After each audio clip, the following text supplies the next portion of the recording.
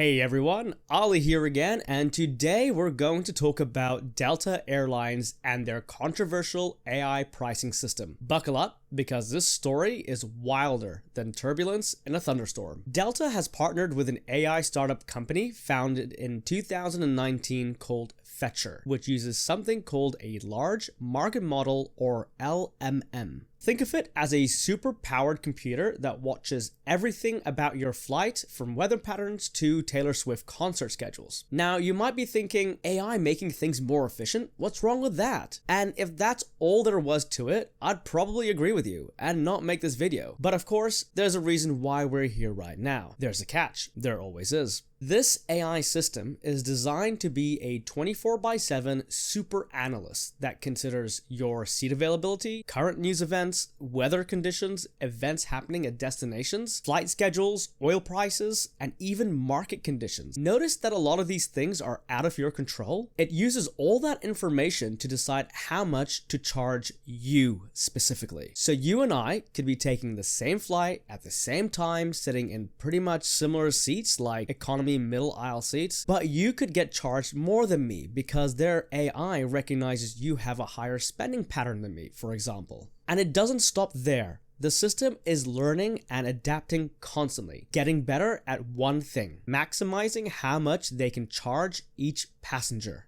I'm gonna shake it out of your pockets. This is fun! Release your sweets! And here's some shocking numbers while we're at it. Delta is currently using AI to price 3% of their domestic flights. They plan to expand this to 20% by the end of 2025. Industry experts have looked into this, and they predict this could increase airline profits by $4.4 trillion.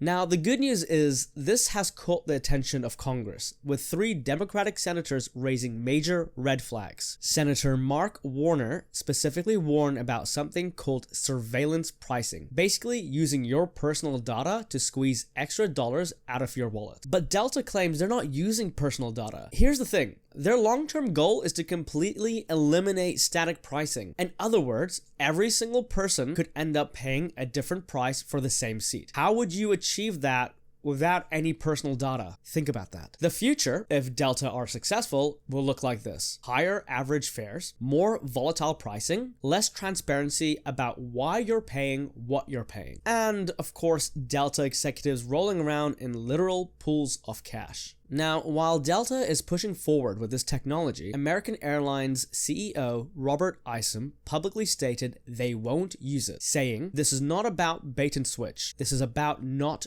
tricking customers." Well, I know who's going to get my business anyway. By the end of 2025, if you're flying Delta domestically, there's a 1 in 5 chance your ticket price will be set by AI. And by the way, other airlines like Azul, WestJet, and Virgin Atlantic are already following suit with similar technology. We have no way to know if we're being charged more because of factors like the devices we're booking from, our browsing history, or even our past purchase behavior. So what can you do about this? Always compare prices across multiple airlines. Use incognito mode when booking. Consider airlines that have explicitly rejected AI pricing, like American Airlines. And of course, don't fly Delta. Share this video to spread awareness. Drop a comment below with your thoughts on AI pricing. Should airlines be allowed to use this technology? Have you noticed any suspicious price changes on your Delta flights? I'd love to hear from you. Don't forget to like and subscribe for more tech insights that affect your daily life. Take care, and as always, be kind to each other.